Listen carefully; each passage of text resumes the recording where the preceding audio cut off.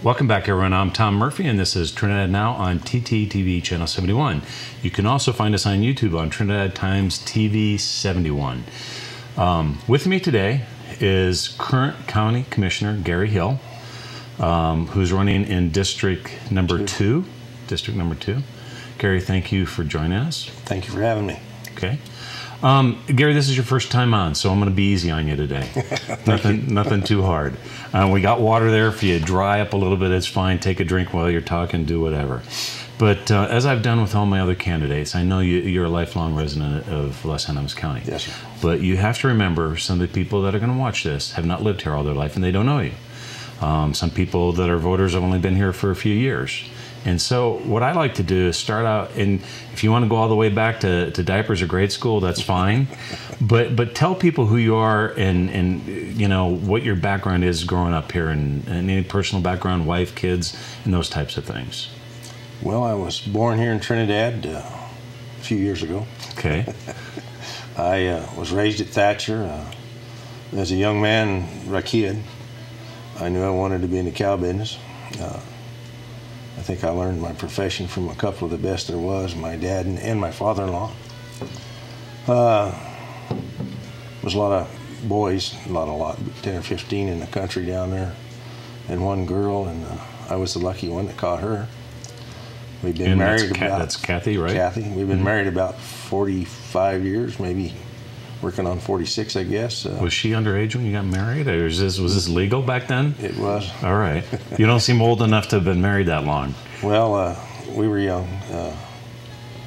Anyway, got 3 kids, 3 grandkids. And, the oldest daughter, Wendy, has no children, or we'd have, I guess, more grandkids. But, right.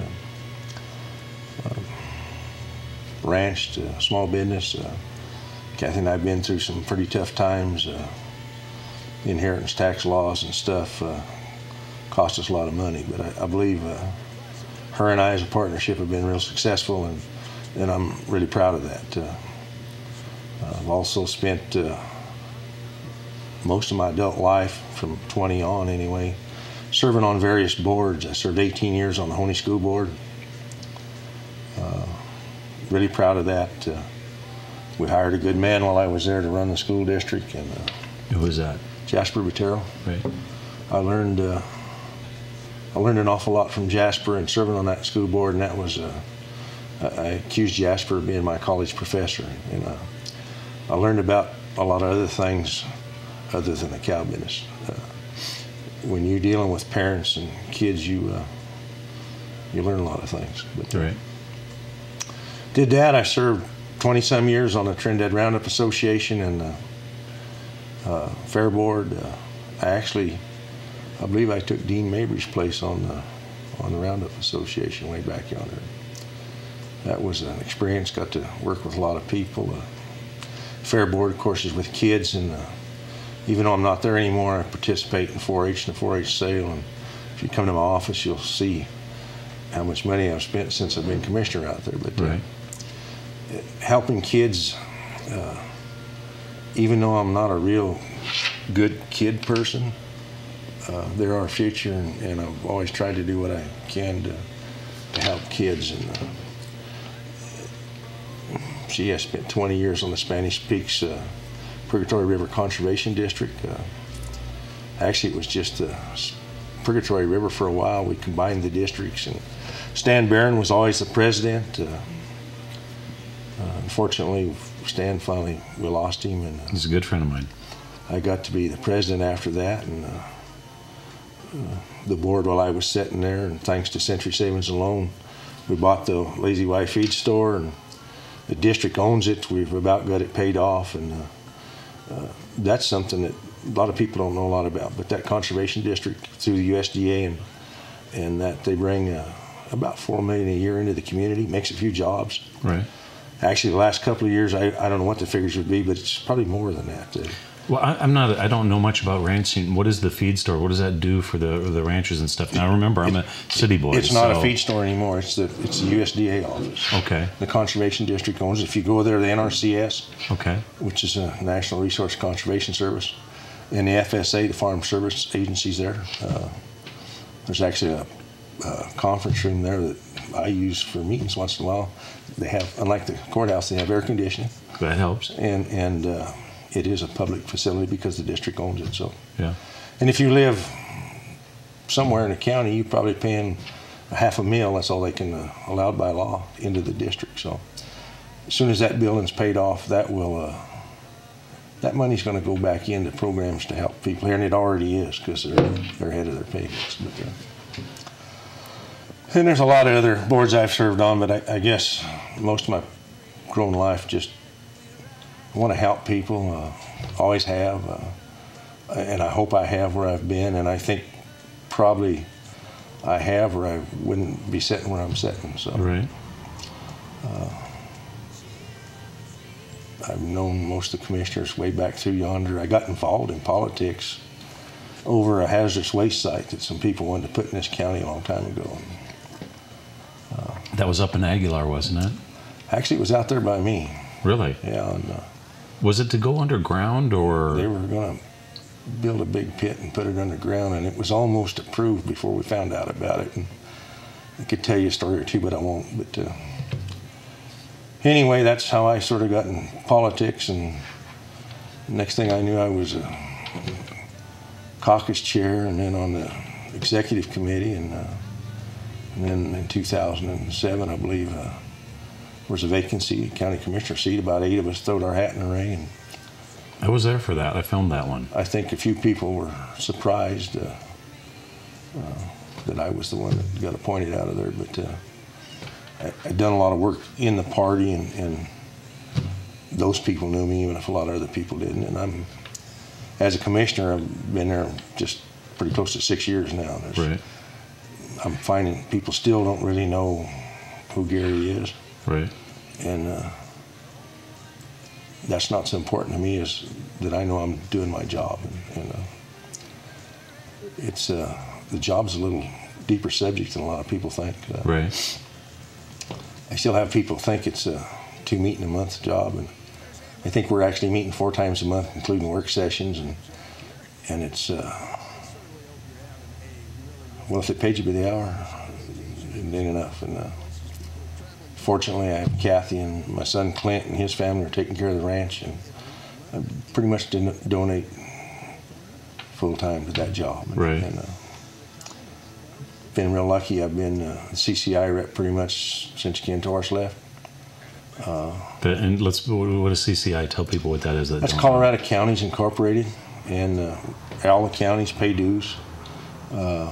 They meet during legislative session either 4 days a month or, 4 days a month. We go over legislation that concerns counties. CCI has lobbyists, not quite unlike Action 22, only probably a bigger scale. And in fact, I just came back from our summer convention, and commissioners we're real concerned about what's going on with the legislature, and I think one of the things that come out of that meeting was limiting legislators mm-hmm. to 1 or 2 bills a year. So they because right now it's 5. Well, they say it's 5, but it's more than that even. But they get so many bills, and a lot of things are getting passed and done without a lot of thought right. going into them. And if we could do that, and then I guess the biggest thing I thought come out of the summer convention, whether it happens or not, was that commissioners are really concerned about legislators once they get elected. They don't come back and ask the counties, how does this, and we're getting a lot of unfunded mandates that they tell you got to do, but they don't give you no money to do it with. So. Well, on this last legislative session, do you think it was a positive or a negative for the counties, for CCI? I mean, what got passed and what got killed? Was it a good session or a bad session? You and I believe overall it was good, and to go into individual legislation, that's kind of tough. There's hundreds of them you deal with, and it gets to be a mess. I spent some time up there on a bill, so I know you did. I was up there quite a bit. I got to see the process firsthand and participate in it. So it's more fascinating now than it ever was before. So, but government starts at the local level. It's pretty amazing, actually, and then to go testify on a bill and stuff, which I've done that 3 or 4 times, I guess, since I've been a commissioner, the nursing home and a few other things. But yeah, it is. You go up there and sometimes you sit down and you know you've got a committee that's receptive, and the next time you sit down and you know their minds are pretty much all made up and you're wasting your time. Right. I guess I just wonder how much time they actually put into reading some of the stuff that they vote on. But as the county CCI rep, and I'm not a reader. Right. To stay up on that is tough, Tom. Yeah. Actually, this year, the county attorney, a lot of stuff I sent her for her opinion, because I read it one way and she reads it another, and the next guy reads it another way, and you never. And unfortunately, when it gets into law, yeah, that's the way sometimes it gets perceived, is whoever's reading it, that's the way it is. So. Yeah. But CCI, you think, is a good or not an attribute, but a positive thing for the Los Alamos County to be part of? Sure. Ken Torres, was kind of like a lobbyist, and he spent money up there, and he took people to dinner. And his contacts are different than mine, and when I got handed the job, I said I'd like to do as good as he has, and in a different way, maybe, because I'm not him and he's not me. And right. I found out a long time ago,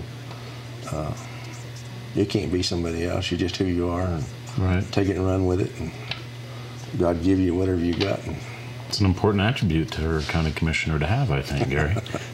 Well, maybe. If you try to be somebody else, you wouldn't be like Honest Abe. You know, let me move on here a little bit. That's the personal background is really interesting. Your roots are very deep here, and you've given a lot of time into the schools and all these other boards. That's very impressive. And you've kind of touched on this, but let's just rehash this. What really is your reason for running?